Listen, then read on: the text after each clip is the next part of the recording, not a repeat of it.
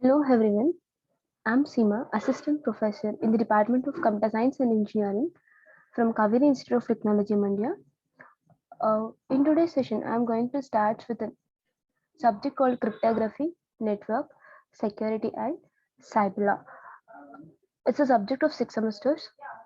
So let's start with the very first chapter. So before going to start with the first chapter, this year, basically the entire first chapter will be about a cryptography. So what actually a cryptography domain is, uh, in order to provide a secure communication, so in order to avoid or in order to aware from a malicious attackers or in order to aware from the cyber attackers, we are going to use this cryptography. So this cryptography is one of a method which is used to protect the information and the communication from the malicious softwares. So in order to have a better communication, so in order to provide a secure communication, so to provide a secure communication in the presence of malicious softwares, in the presence of malicious attackers, or these people are also called as a third parties. These people are also called as these malicious attackers are also called as a third party attackers. So in order to have a secured communication from these attackers, we are going to use this cryptography. So in also this cryptography is also known as hiding the secrets. So hiding the secrets. So cryptography is used to hide the secrets or used to hide the informations from the attackers. So these, by using the cryptography, we are going to hide the informations from the attackers. So it will provide a secure communication. So by using this, we can secure our information. So let's discuss with the very first module of cryptography. So the very first module is all about an introductions to the cryptography. Why does cryptography will come into pictures and how the attackers will attack the communication channel, how the people will attack the computer systems, and what do you mean by a cyber attack? What is the different types of attacks we have in case of a cyber? All those things will be discussed in this session. So in the very first module, the first chapter is all about an introduction. So let's begin with the very first chapter in case of a module 1. So in case of a cryptography, all as I said, cryptography is used to provide a security for a computers, right? So computer security is all about studying cyber attacks. So studying cyber attack will be the major part of computer security. So computer security is all about studying the cyber attack in order to have a defending against the attackers. So in order to defending against the attackers, the main purpose of a securities or the main aim of a computer security is to study about the cyber attacks. So these attacks will also include some different types of attackers. Together with, they also assorted with many types of issues like malware, virus, or denials of service attacks, all those things. So first step in case of a cyber attack or in order to provide a security for a computer system, we need to understand what makes the system vulnerable or what makes the systems to get rid of those attacks. So that is the important and the first part in avoiding and preventing the attackers by attacking the computer systems. So let's start with the cyber attacks. So what is the motive or what is the idea behind this cyber attacks? What is the main goal of a particular attackers or an hackers? So those people who are attacking a computer systems or who are attacking the system is called as an attacker, and they're also called as an hackers. Nowadays, you people are day to day life. We have heard about an hackers, right? Hacking our WhatsApp, hacking our Facebook accounts, all those things. So the what are the main goals of those attackers? So uh, recently we have seen many more cyber attacks will taken up by different types of hackers. For example, in recently in the year 2001, or might be in the year 2001, there some people will have an victim and address book. So it is called as an Anna Kournikova. So this is a virus. So this is an Anna Kournikova is a virus. So by using this, it promising the photos of tennis stars which mailed itself to the every persons in the victim address book. So by using this virus, you can mail the different photos by using a victim address book. So those investigators were apprehensive that the virus was created with a toolkit which enables the rookies to create a virus. So by using this virus, they can create a different mail of a particular star, the one of a tennis star, and though the photos of a particular tennis stars was mailed to everyone by using this star address. So that is the main attackers which was taken in the 2001. And in case of a 2008, one of our hackers will hack the headquarters of Obama. So we all people will aware of this, right? So headquarters of Obama and some quarters of presidential campaign. So headquarters of Obama and some presidential campaigns were also hacked by some attackers. So these are the major attacks or the hackers which are taken up in the today's until today. These are the major attacks that were taken up. So why this attacking process will taken up? What are the main goals of these attackers? Is most of the attackers are young adult. Why those people are young adult means they are so much interesting uh, towards doing some inhabiting characteristics, or these peoples were often teen and they're also dropped out from schools, and they're intelligent and focused on in order to gain some money or in order to have some other perspective, they used to do some other task, right? So those people who are dropped out of the schools, uh, but they are when and they are very much intelligent and they are very need of a money, so those people will be in an attacking process, or they're very much interested in an hacking. So in some more people were interested towards hacking some other WhatsApps. So as we are see today, uh, our friends itself hacking our WhatsApps, right? So they're interesting to know about our personal information. So those people who are interested very much in order to know the any informations which are hidden, those people are called as an hackers. So many peoples are also called as a traditional hackers. So the hackers is also called as a traditional hackers. Why we call these a traditional hackers? Because for some programming, for some developing some softwares, we have already implemented some software programs. So these programs are built in, right?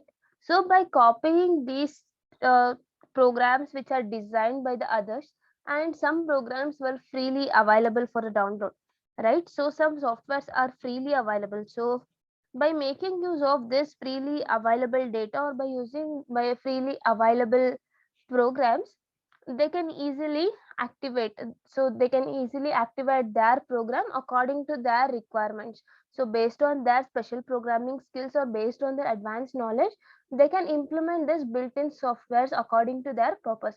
So they make you by making use of this built-in softwares, they can easily attack the different programming softwares.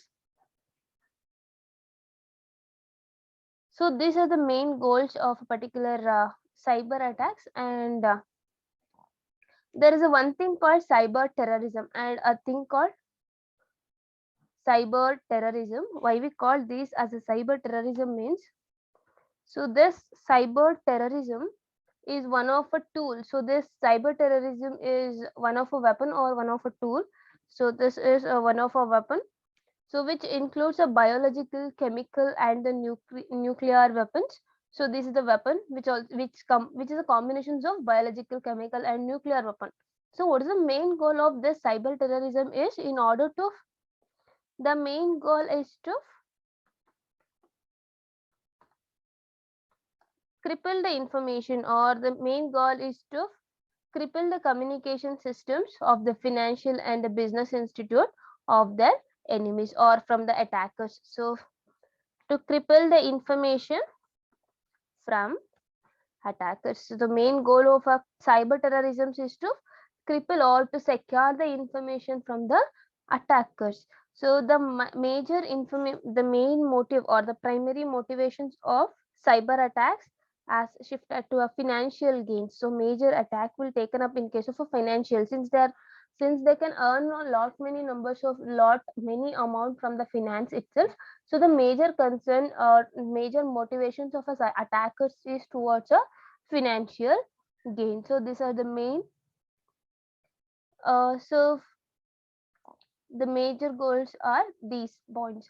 The next is the thrill of motivating a successful cyber attack as motivated enough a hacker. So as I said, there are n different numbers of attacking processes taken up. For example, as I said, in the year 2008, Obama and Hiroshiki incident has taken up.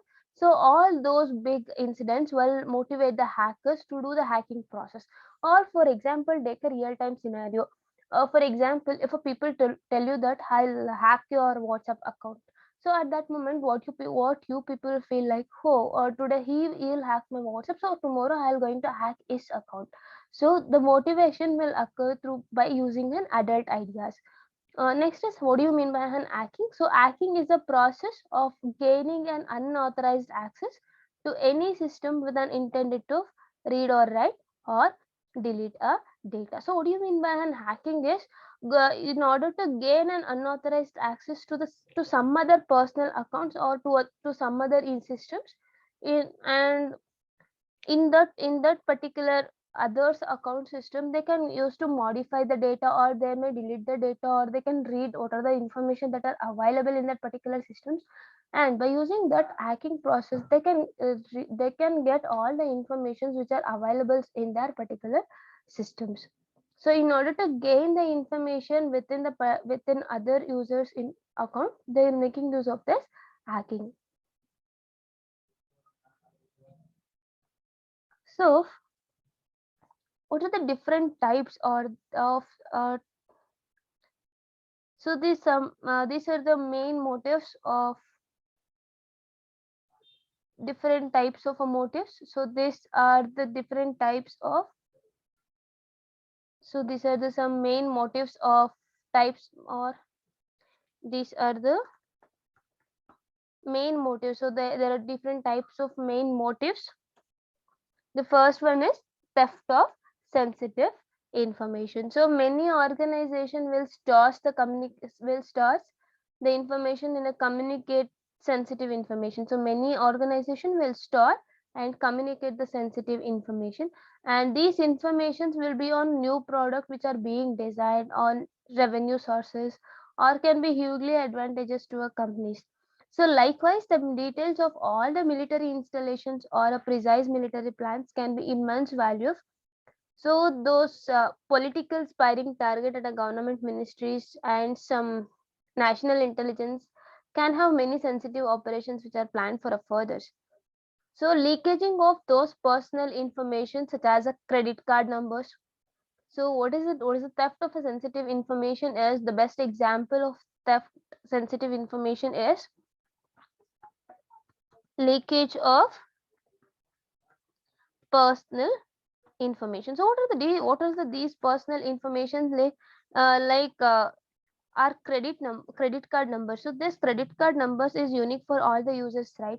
So by hacking our credit card numbers, they can easily obtain our passwords, so they can guess the passwords.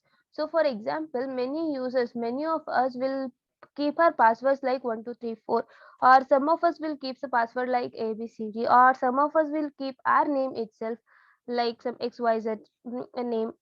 So the hackers will easily guess the passwords, like the commonly used passwords. So by making use of this, they can usually leak our personal information. So credit card numbers and even some bank accounts, they can even hack some bank accounts. So nowadays, WhatsApp accounts, right? WhatsApp accounts, FB. So in today's world, we are all seeing this information in day-to-day life, right? So most of the people will keep that as a status. So my FB account is hacked. It was used by some other fellows and all. So this was a theft of sensitive information. So they can leak our personal information by making use of our passwords and users names. So this is one of our main motive. So next is disrupt of service. So this is a DOS. So what is this disrupt of service? In a sense, this will launched against an in organization service that made unavailable or inaccessible. So by using this denial of service, it will make the information is unavailable, or it will also make for unauthorized access, unauthorized or inaccessible. They can be accessible only for the people. So the disruption service will allows only the users to have an accessible to the particular accounts or to the particular system. So there may be unconfirmed reports of such attacks which are being launched by the business. For example, most of the attackers will taken up by the e-commerce websites itself. So the next thing is about a disruptions of services. The main goal of disruptions of services, my competitors' losses, my gain. So they'll launch a series, or they launch a slogan that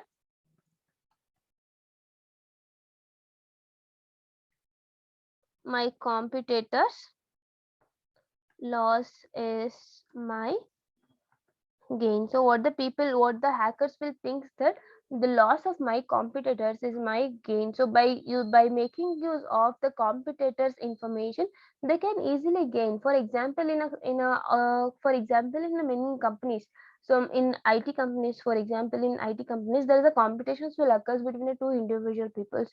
So we have a team. So so those two peoples are working on different projects, so they need to know what the other people will doing on overcoming these failures or faults. So what he's supposed to do is the other person will easily attacks the competitors,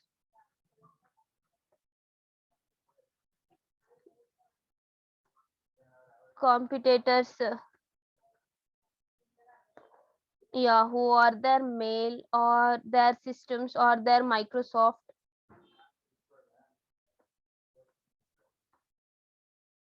So these attacking will taken up in a short span of time. So we are all familiar with the series or a TV shows, right? So in that showing that when one people went for a lunch or for tea, the other people sitting behind that in a particular company will going to they go and take their laptop, and they eventually do some process. So that is an attacking process that will eventually take on competitor systems. So by using that, he can easily know what are the ideas going behind in that competitor's mind. And also by using this disruptions of service, it makes all these will be unavailable or inaccessible.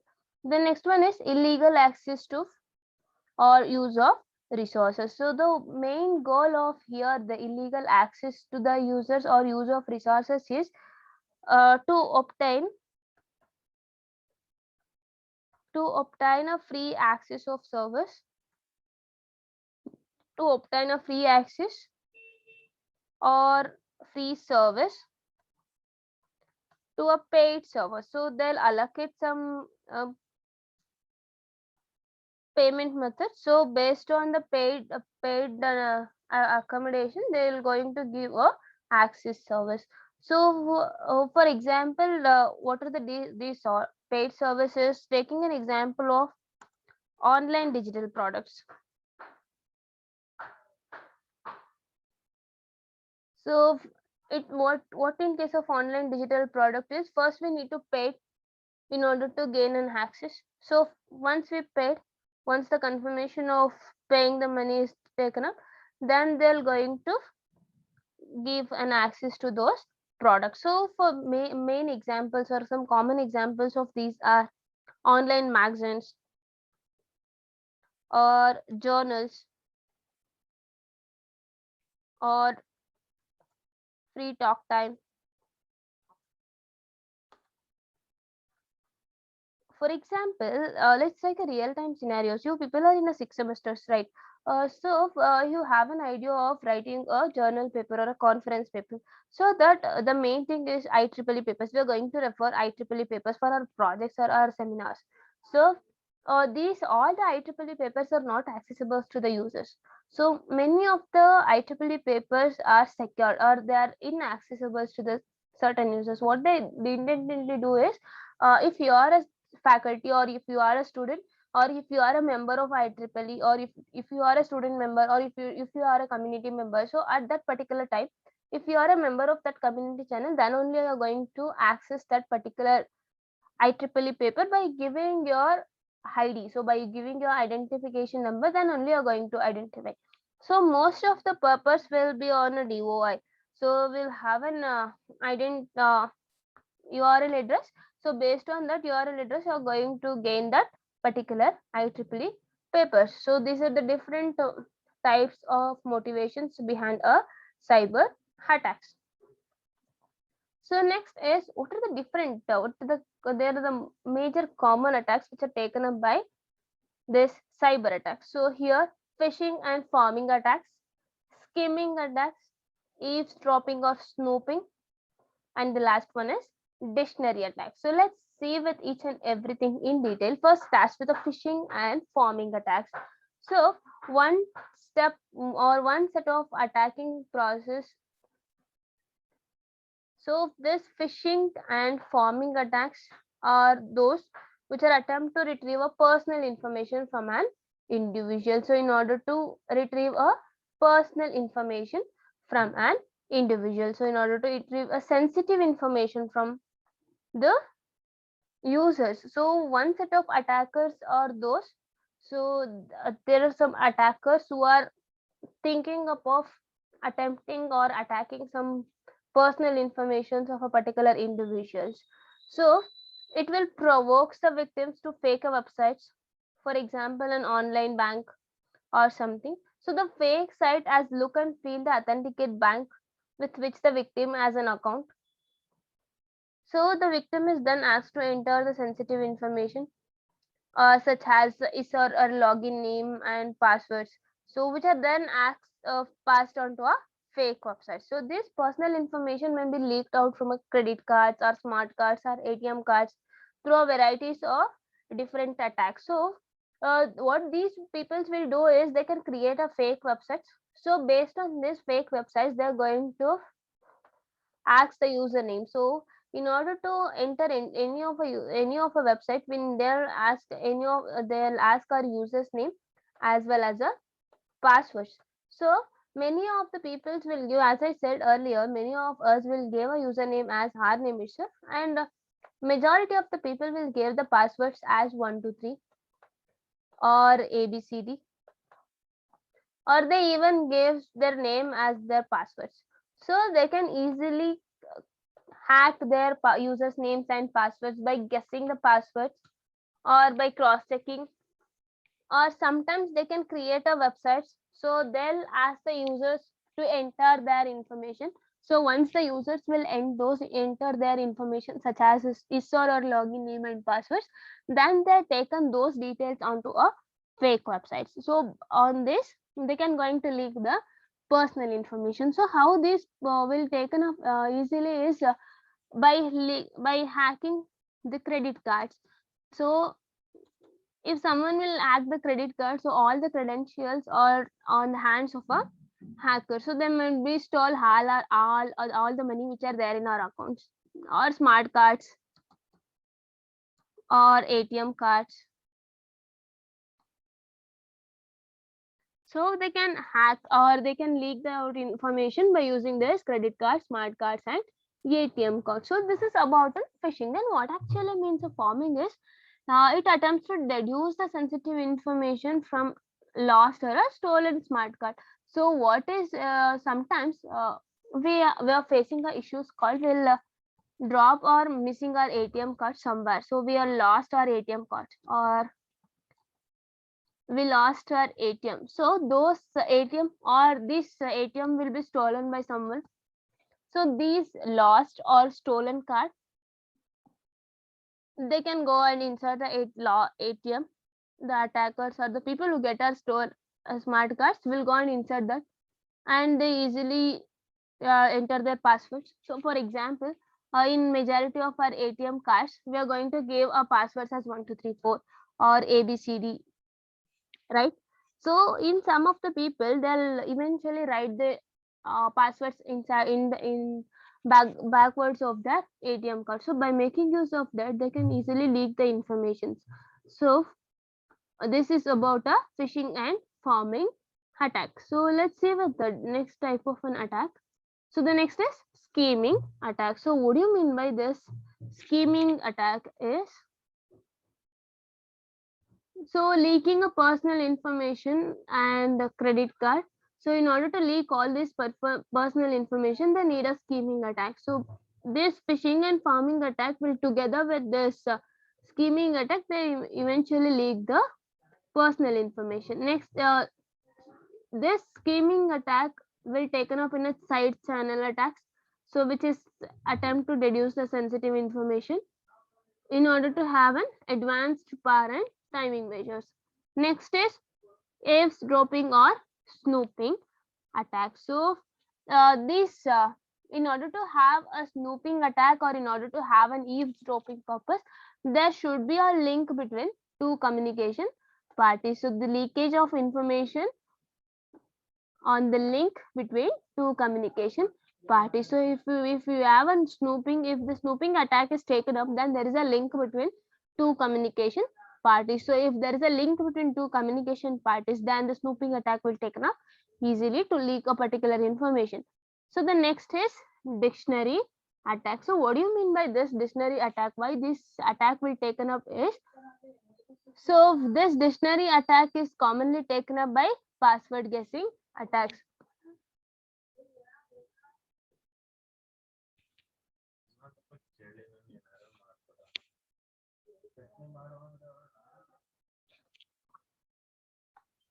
Password guessing attacks. So what is the main goal of this attackers in case of a dictionary attack is to impersonate S or S victim. So the attacker can perform an unauthorized logins, make on an online purchases or initiate the banking transactions, etc. They can easily taken up their account to money, and they can easily guess the passwords, and they easily transfer the entire amount in the user account to their attacker's account. So all the under the assumed identity of a victim, so they can guess the password. So as I said, many of the people will eventually keep our passwords as 1234, or some of us will keep the passwords as 000, and some of us will keep a passwords as 111 and our name itself.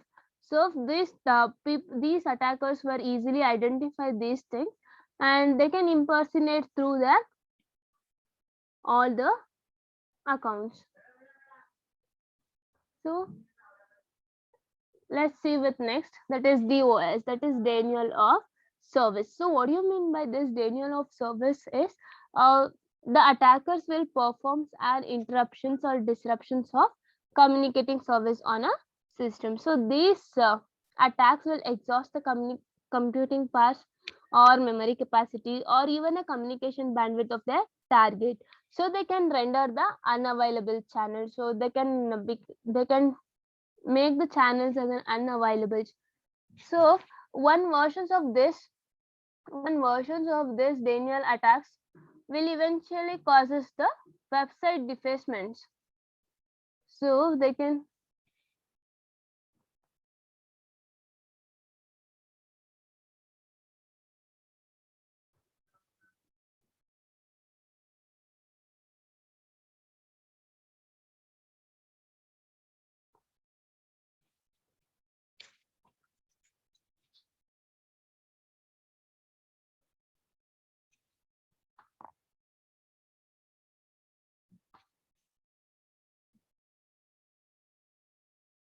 So by using this, they can evenly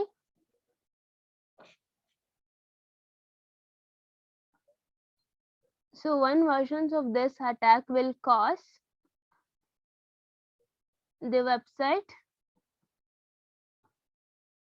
defacement. So at various times, the website of high profile targets such as an American presidents or various government ministries has been targeted. So we have all seeing it in our news channels, right? So some government employees or some PMs or some MLAs account has been targeted and they have been attacked by some of the fellows. So this denials of service or DOS will taken up on those website defacement targets. So to prevent such attacks, they'll raise an alarm. They'll raise an alarm. So DOS attacks on a web servers will slow down the web servers so that its response times to requests from outside world is unacceptably high. So whatever the attackers will taken up on the web servers will eventually slow down the web server. So the response time of a particular request is taken up on high time. So this is about a denial of service. Next we have a malware. So what do you mean by a malware? So these malwares are nothing but worms and viruses. So worms and viruses are the two different malwares. So these are the two different malwares that are replicate themselves. So what is this malwares and worms is? These worms are usually a standalone program. So the worm is a standalone program. So what do you mean by a worm is? This worm is one of a standalone program.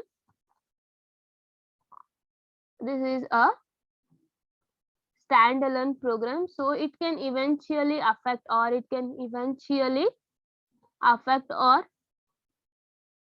infect a computer. So it can eventually infect a computer. So by infecting a computer and a worm will spread from one computer to another computer. So the infections will eventually spread from one computer to another.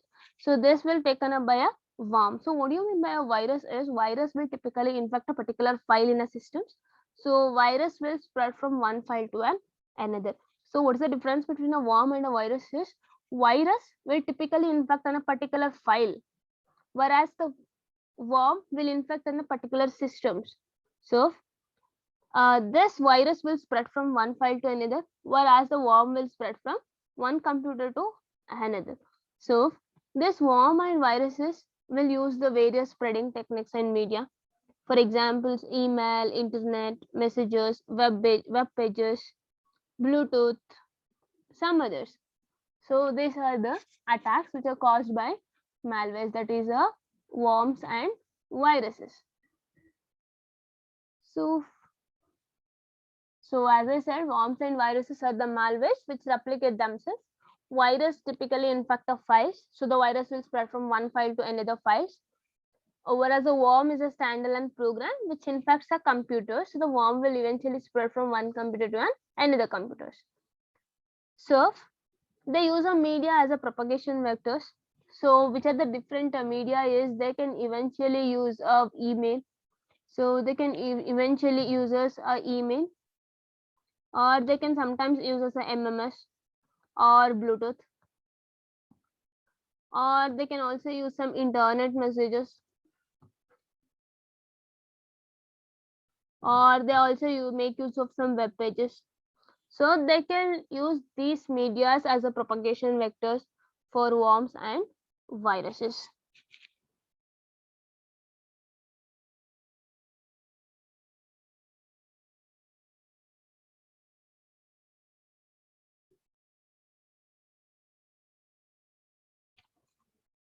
So the next type of attack is malware is a Trojan. So Trojan is a kind of a malware which masquerade as a utility but as other insidious goals such as modification of a files, data theft, etc. So in order to modify a files, so what actually a masquerading is? So masquerading is nothing but it's a social gathering of a persons Or what actual and masquerading attack is? Imitating a person by someone else's identity or using legitimate resources. So masquerading will consist of a person by imitating their identity or by imitating their users names and passwords. So it's a malware that masquerades as a utility. So masquerades is nothing but imitating a user, so imitating someone else identity. So masquerading is nothing but imitating some other's identity. So masquerading is nothing but imitating someone's identity. So imitating some other identity as an utility, but they can have some others goals. They can eventually modify the files, they can delete the files, or they can store the files, and they can also theft the data from the files. This process will taken up by a malware called a Trojan. So next we have a spyware. So spyware is also one kind of a malware which can be installed on a machine or which can be installed on a systems in order to monitor the user activity and as a key logger in order to recover the valuable information. So this key loggers will helps to recover the valuable information. So the valuable informations are the passwords. So the valuable informations are nothing but the passwords or the users names. So this can be recovered by using a key strokes. By using a keystrokes, they can easily gain the passwords. So these are the common types of attacks which are taken up in case of a cyber. So this is the common attacks and vulnerability. So as I said, in order to theft the identity, so in order to use some other's identity, we are going to use phishing attacks, scheming, farming, hijacking, and eavesdropping attacks. So by using all these five, we can going to attack a personal information. So personal identity. So this is for personal identity, and they can eventually taken up for dictionary attack. And for information theft, it is intrusions and impersonations. So in order to gain an information, it will taken up by interruptions. Next is disruptions of service, that is DOS or DDoS. Next is information malware. So these are the three different malwares, that is worms, viruses, and trojans. So these are the attack goals, and these are the attacks which are coarse gained, and these are the attacks which are free gained. So these attacks will taken up on a protocol. So these are called as a vulnerability. So these are the different vulnerabilities taken up. So let's see with vulnerability. What do you mean by a vulnerability? So vulnerable or vulnerability is a weakness in a procedure or a protocol or an hardware or a software within a particular organization that has a potential to cause a damage on a systems. So behind every attack, so behind every cyber attack, there is a vulnerability of some type of or others. So behind every attack, there is some vulnerability. So behind every attack, there is a vulnerability. So this vulnerability of different forms. So vulnerability is a weakness in a procedures or a protocol or hardware, sometimes in a software within a particular organization, which has a potential to cause a damage in a particular systems. Basically, there are four important vulnerability classes in the domain of securities. So those are human vulnerabilities, protocol vulnerabilities, software vulnerabilities, and configuration vulnerabilities. So let's discuss with each and every important types of vulnerabilities which are common to a domain of security. So the very first one is human vulnerabilities. So as the name itself suggests, human vulnerability. So when the name itself suggests it is human vulnerability, it is eventually caused by human behaviors or human action. So it is induced in a sense, it is caused by human behaviors or human actions. For examples, user click on a link in an email will receive from a questionable source.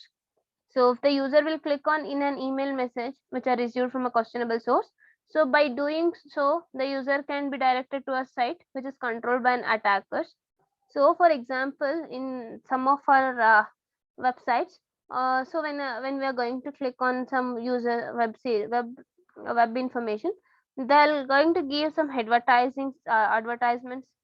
So if we are click on these advertisements, they'll eventually give that question and answers, so answers those questions. So if we are going to answering those, so this question and answers site will be under a control of a particular attacker. So this question and answer site will be under the control of attackers.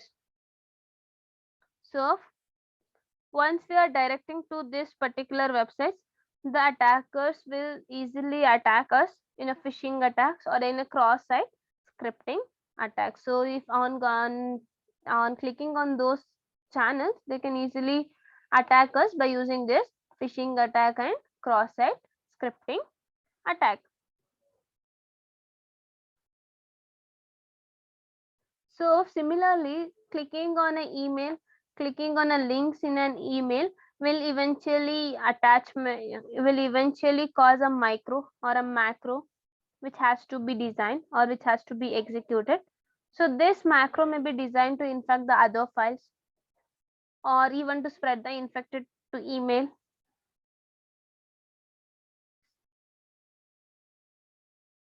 So this link or the attachment may also be provide a victim. So this link will also provoke the victim by a flash messages or by suggesting quick money, etc., or blinding him or her to the fact that the message come from an unknown source. So it is the actions like this attack will made by a phishing attacks or an email virus. So this will makes a vulnerable to our systems. So let's see with the second domain of a vulnerable attacks. So which is the second is, next is a protocol vulnerability. So from a networking protocols, we get to know that there are different numbers of protocols, that is which are the different types of protocols we have from the from our past from a lower semesters we have learned about. We have a TCP, that is transmission control protocol, internet protocol, and ARP, ICMP, UDP, DNS. So these are the different protocols which are used in local areas networks. So these will have a features that has been used in an unanticipated ways to craft the assorted attacks. So the farming attacks and the various hijacking attacks are the some common examples of this protocol vulnerabilities. So there are some tools which are available in an online forms. So there are some tools. So these tools will available in the form of an online. So by using these tools, they can helps to facilitate. So they can helps to facilitate the attack. So they can helps to facilitate different types of attacks. So one such tools which will have an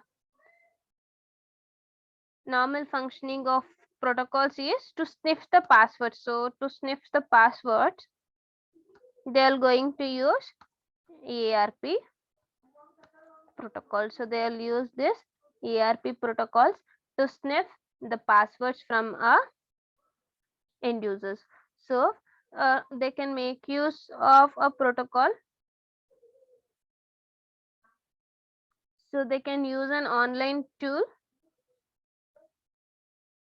in order to facilitate the attackers.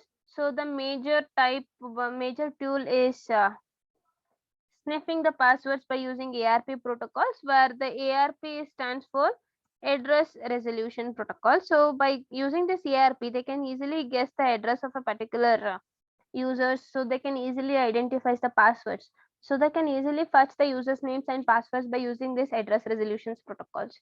So there are numbers of vulnerabilities in the design of a security protocols, and these are lead to a man in the middle or replay attack, which leads to an identity theft or compromising of security keys. So this vulnerability in a network protocol will often related to the aspects of their design, and there may also be results of poor implementation, which will often lead delay on poor implementation, and sometimes it leads to an improper deployment of a data or improper deployment of a particular resources.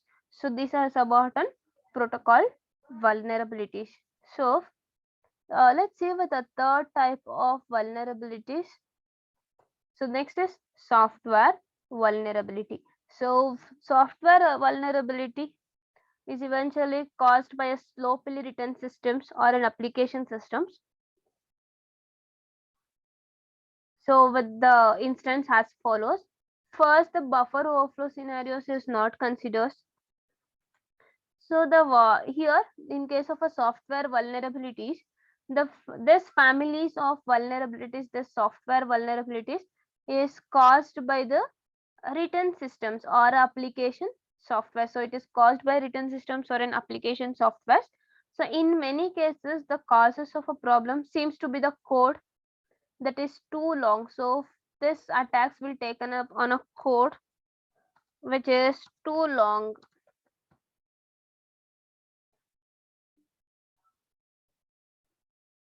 So the causes of problem seems to be a code that is all to trusting of user input, or by trusting on a input trusting. So trusting on a user inputs. For example, a web service will accept the input from a user web browsers. The web service must accept the request after trying the complete users names and passwords. So the server should always perform the sufficient validations. So trusting an input or the code which is too long, so it will also cause a software vulnerabilities. So there are some instances which are commonly taken up in case of a software vulnerabilities, and they are buffer overflow scenarios, which is not a considered. So they cannot consider the overflow of a particular input which was used to which are requested after trying to complete the user's names and passwords. So the software should not perform the sufficient validation, that is insufficient validation of user input. So as I said, the software should not perform any sufficient validation of user's name and passwords. So this insufficient validation will lead to an cross scripting vulnerability. So if the software will not validate the information correctly, then it will lead to a cross-site scripting vulnerabilities. So then attacker will be a type of SQL query, and if the query is not validated, then the result could be obtained credit card details. So the attackers will make an SQL query. So by using of this SQL queries, they can easily hijack the credit cards details, so thus cause the SQL infection vulnerability. So by using this SQL syntax or by using the SQL queries, they can easily hijack the credit card details. So this will cause an SQL infection vulnerabilities.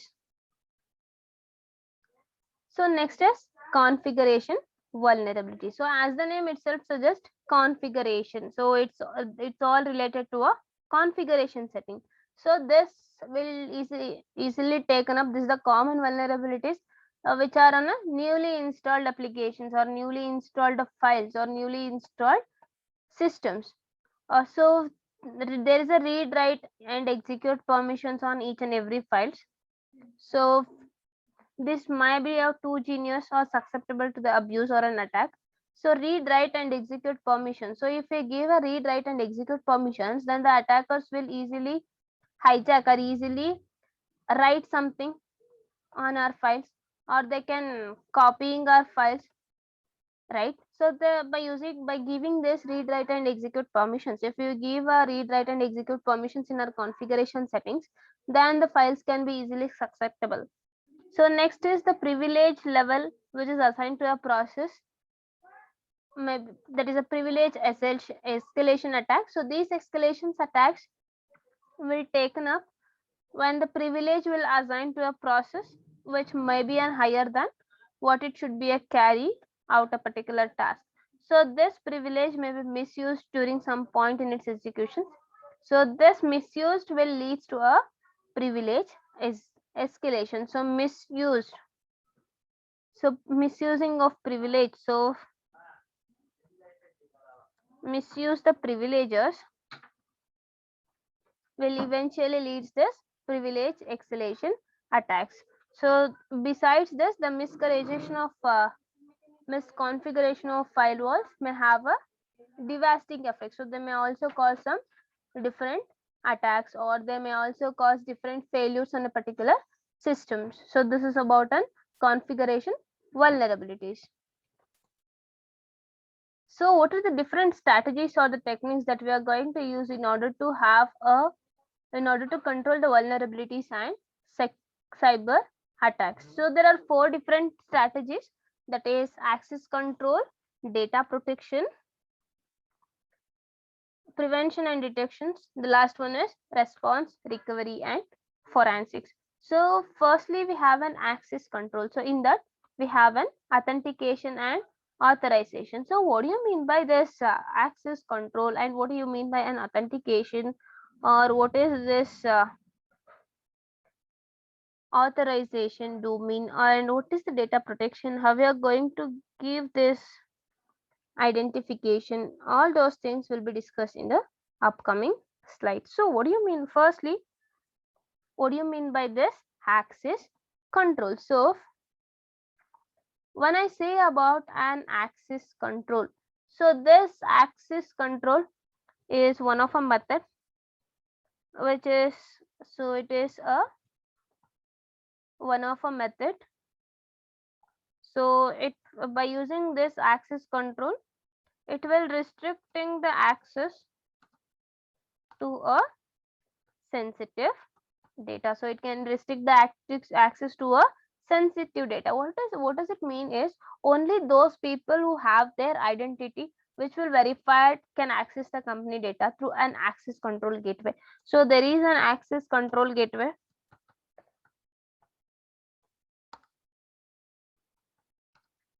through which they can easily identify the verified people. So if the people are verified with their access information, that is either by the users names, passwords or some other information, for examples by giving fingerprints or by using an humble passwords, all those things. So by giving us this sensitive, by using an identity which is verified securely, then they can give an access to a system. So they can give access to a sensitive data. So this is an access controls. So basically there are two major components in case of an access control. So one is a authentication and another one is a authorization. So what do you mean by this authentication, and what is this authorization is? Authentication is the act of proving an assertion, so that is identity of a person's or a user computers. So it sometimes involve validating the personal identity or documents, whereas the authorization is specifying the access rights or privileging to the resources. So let's see with this with respect to an access controls and authorization. The first strategy is to prevent the intrusions is access control. So by using the access control, we can easily prevent the we can easily restrict the access to the sensitive data. So which implies the existence of a trusted third party that mediates the access to a protected system. So by using this access control, we can restrict the people, we can restrict the access to a sensitive data. So the trusted third party is typically implemented in a softwares and may be a part of operating systems. So the first step in access control is to permit entry into the system. So in order to have an entry into the systems, first what they need to do is they need to verify the identity of a particular fellow. They can identify the identity. So once this is achieved, once they are verified, then only it will permit. So it does involve some form of authentication. So as I said, authentication is an act of, so authentication, so authentication is an act of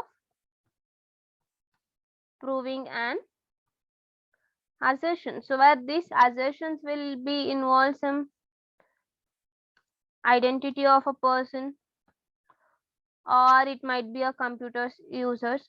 So it might involve validating the personal identity documents or verifying the authenticity of a website, or by using or checking the login credentials, checking logging credentials. So this is an authentication. So what has to be happen in case of an authentication is a process whereby the subject or a principal will establish that is intended that the entity is claims to be. So here the principal will has to establish about a subject. So this principal will have to give a login credentials. So if the login credential has to be, if it is successful, if the information is verified, then is ready to claim the process, or they easily get an access. So the one form of authentication is the humble password. So by checking the login credentials against the stored details like users names and passwords, they can easily authenticate a particular website or a particular channel. So this is about an authentication. So for example, let's take a scenario. Here the principal first enters his or her login name.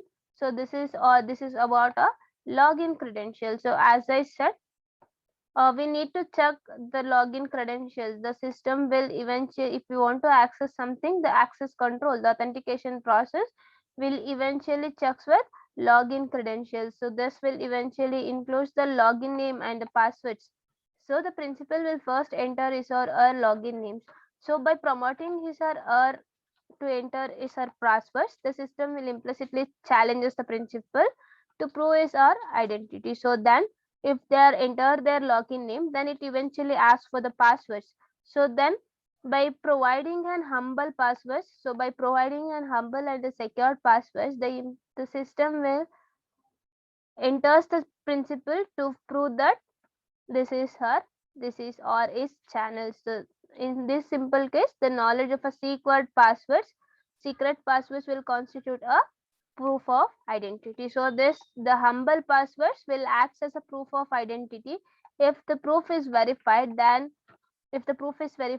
it will have a message called it is a successful authentication. So the subject or the user will have to be logged into a system. So if the user will logged into a system, he will have all the credential or all the access to have a certain resources on the files, or he will have an access to copy the files, or he will have an access to change anything in the file, or you need to have an access to modify the particular files. So this is an examples of access control.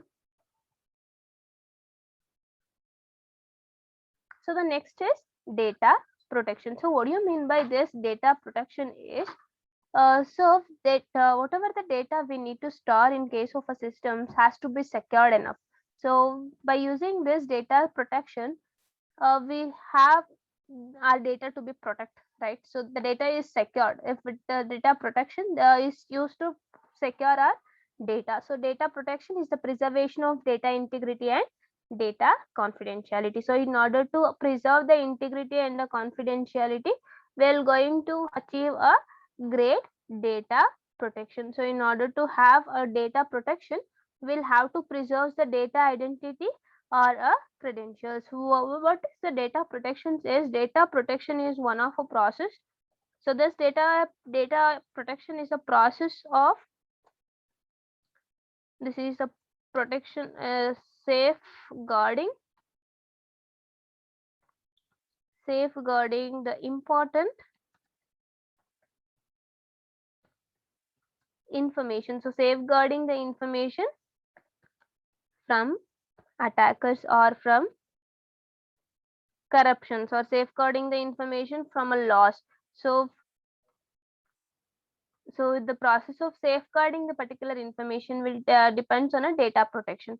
So the data in transit or in a storage will needs to be protected, so that will have an n numbers of will have an increasing amount of data, so which are in transit, or there we can have a huge numbers of data which are stored.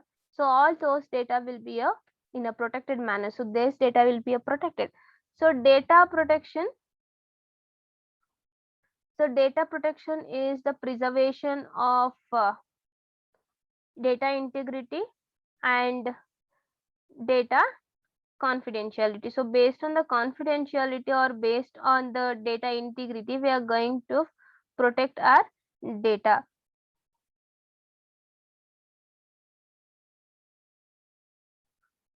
So what do you mean by this data integrity and data credentiality? So data integrity is the maintenance of, or the assurance or accuracy. So the data integrity will depends on. So data integrity. So data integrity means it data integrity will refers to the accuracy of a data, or validating or validity of a data, validity, or this is also called as a consistency of a data. So validity of a data over its lifetime. So the preservations of data integrity. So the preservations of accuracy of a data. So each time when the data is replicated, so it should be remain intact, or it should be remain unaltered. So this is a data integrity. So for data integrity is all about the accuracy of a data, right? So accuracy of a data or validity of a data over a period of a time. So what is mean by a data confidentiality? So this data confidentiality is about protecting a data against unintentional or unauthorized access. So protecting the information against unauthorized access. So protecting data from unauthorized access, protecting data from unauthorized access. So integrity is the protecting is the accuracy of the data, whereas the confidentiality is protecting the data from unauthorized access. So cryptography techniques are the best known ways to protect the data. So they performs an encryption and decryption operation. They can perform an encryption as well as a decryption operation. So what is encryption is, in case of an encryption, the process is taken up is first the plain text. So the plain text is like in English. So the by using an encryption, this plain text will convert into a cipher text. So this is an encryption. So converting a plain text to an cipher text. So this is an encryption. Whereas the decryption is nothing but, so the decryption is nothing but converting a cipher text. So converting a cipher text. So plain text, process of converting a plain text to a cipher text is a encryption, whereas decryption is converting a cipher text to a plain text. So cipher text to a plain text is a decryption, whereas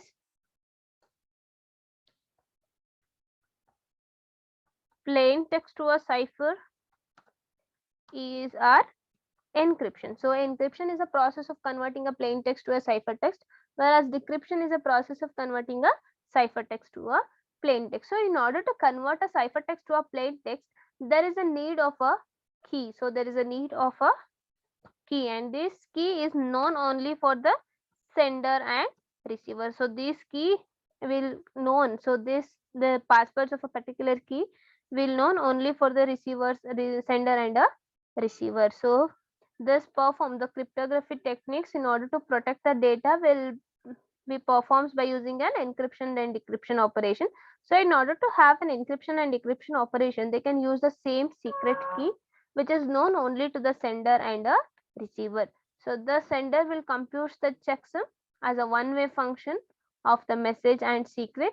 Then it will transmit the message and checksum. So it will transmit the message and checksum. So the sender will compute the checksum as a one-way function. So the checksum is acts as a one-way function of a message and the secret. So it will transmit the message and checksum.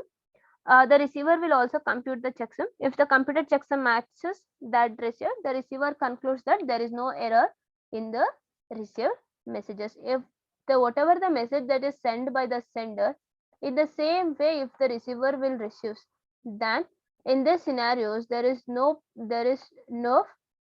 stolen or there is no error in a particular data. So if the sender will send the one format, if the receiver will receive in some other format, then it is called as a stolen data, or there isn't some errors, there is some mismatch will occur in a sending or receiving a data. So this is about a data protection. Next we have a prevention and detection method. So there are two different techniques or for preventing the data, for preventing the unauthorized access, that is access controls and message encryptions. So this is the two prevention techniques. So this authentication will keeps the intruders out, will keeps the attackers out, where the authorization will limit what can be done by those who have been allowed in. So authorization will permit the people who can use the system. So encryption will prevent the intruders from eavesdropping on messages.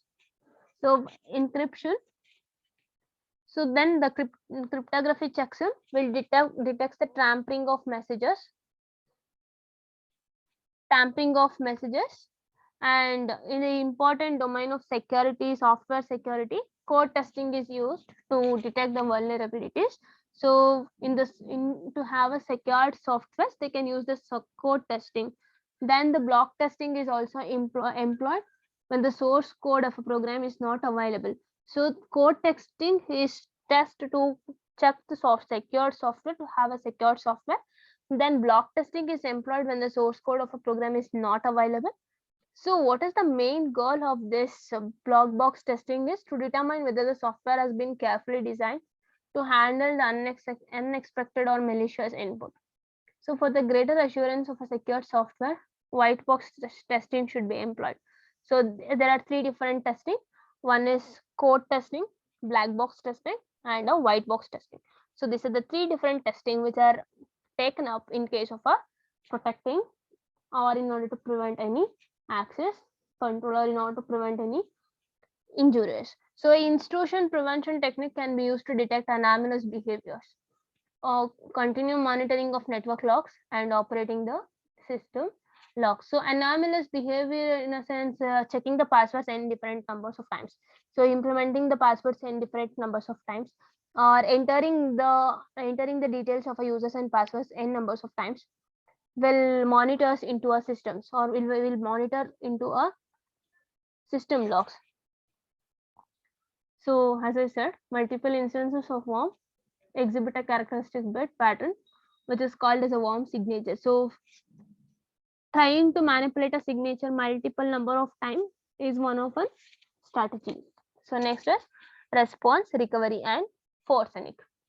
So what is this response, recovery, and forcing is once any attack or once any infection has been detected, the response measure should be taken. So what are the different response measures is shutting down all the parts of the systems. First, we need to shut down all the systems if there is any attack.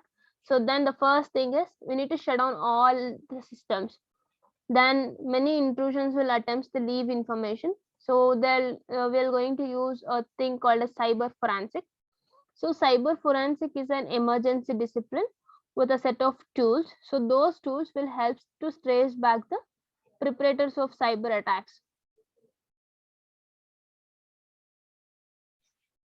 So next we have some guiding principles. The first principle is security is as much or more a human problem. Security is more than a human problem and must be addressed at different levels. So security is a bigger problem than a human problem, or it must be a bigger than a technological problems. So at a higher level, security should be addressed by a top level management. So what the first point will say is it at a higher level, it will eventually managed by a top level management. So the security will eventually maintained by top level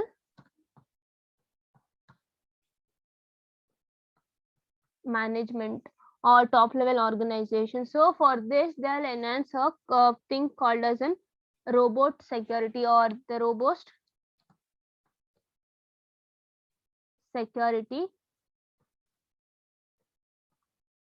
policy. So they can formulate the robust security policies and a comprehensive implementation strategies by dedicated terms of security specialist. So it will headed by a thing called as an Cisco. So Cisco is nothing but Chief Information Security Officer.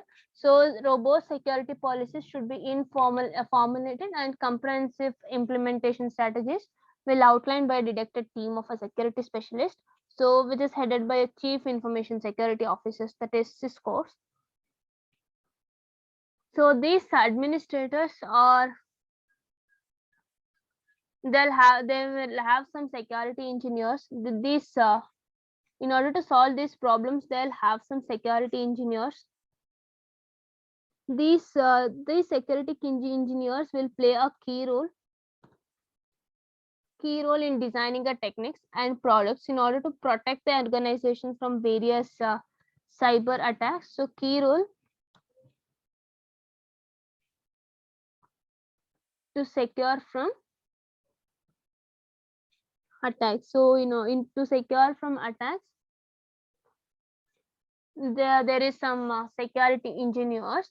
So then we'll have a system administrator.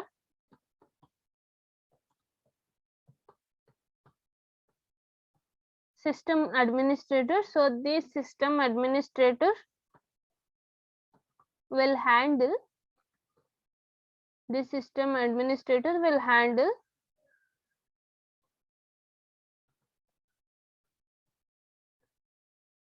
day-to-day operations of a particular channels. So they can provide unhealthy combinations of security policies by taking it upon day-to-day operations. So this is about a first point. So then it will happen at a top level management. They'll have a robust security policies which are taken up by Cisco. Then we'll have a security engineer who play a key role in order to secure from attackers. Then the system administrator will handle the systems in a day-to-day operation, so which will avoid attacking perspectives. So the next is security should be factors in at inceptions, not as an afterthought. So what is this is no one then had thought that those protocols would be abused by attackers in so many creative ways. So we people are never aware of that how the attackers will attack the systems. So application softwares developed today will continues to often are vulnerable to numerous attacks. For example, cross-site attacks or scale attacks. The solution is, at least in part, in integration security code practices into the software curriculum. We need to implement this factors. So the security should be factors in exceptions, not afterthought. So in general, security should be factored in early on during designing phase. So here what this point will say is that the security should be designed. So it says that the security should be designed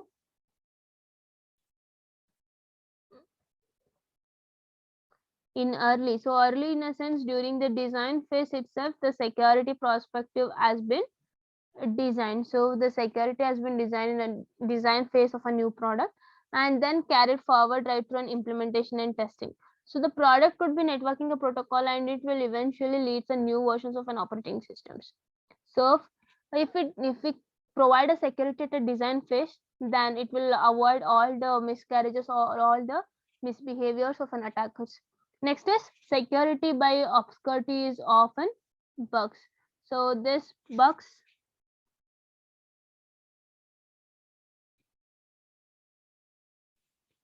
the next is default any policies is considered for adoption in access control.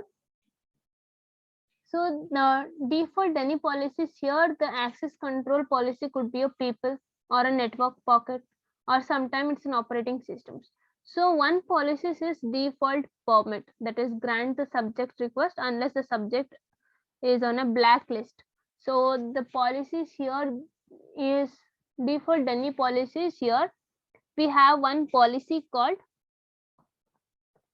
default permit. So by using this default permit policy, it can grant the subject request unless the subject is on a blacklist, or it can certain a blacklisted attributes. So the dual of this policies is default any. So the opposite of this is default deny. So this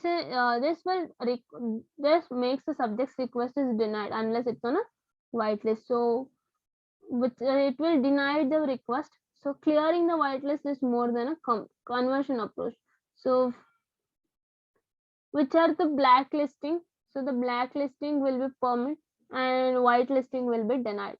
So this is default deny policies is considered for adoption and access control. So the next is an entity should be given the least amount or the level of permissions or the privilege.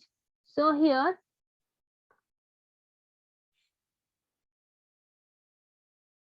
the role played by an individual at a given point in time will determine the right or the prevention of an individual.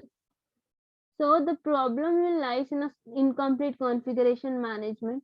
So the publicly accessible servers within any organization, for example, websites or email servers, will unnecessary services the hostess, then they can open the door to a malwares which can compromise those errors. Next is use defense in depth to enhance the securities. So the principle is used in many higher security installation. So defense in depth is applicable to security, cyber security as well. So every packet from outside the internet should be intercepted by at least 2 firewalls. So they can, in case of this defense in depth, they can make use of firewalls. So they can make use of firewalls. So the firewalls may be from 2 different vendors and they can configure with 2 different systems. So next is identify the vulnerabilities and respond appropriately. So by identifying the different vulnerabilities, we need to provide a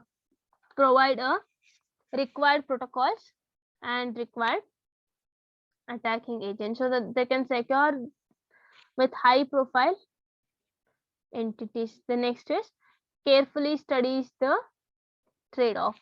So we need to carefully study the different trade-offs which are involving in securities. So this is all about the very first chapter. So this is all about the very first chapter. Thank you.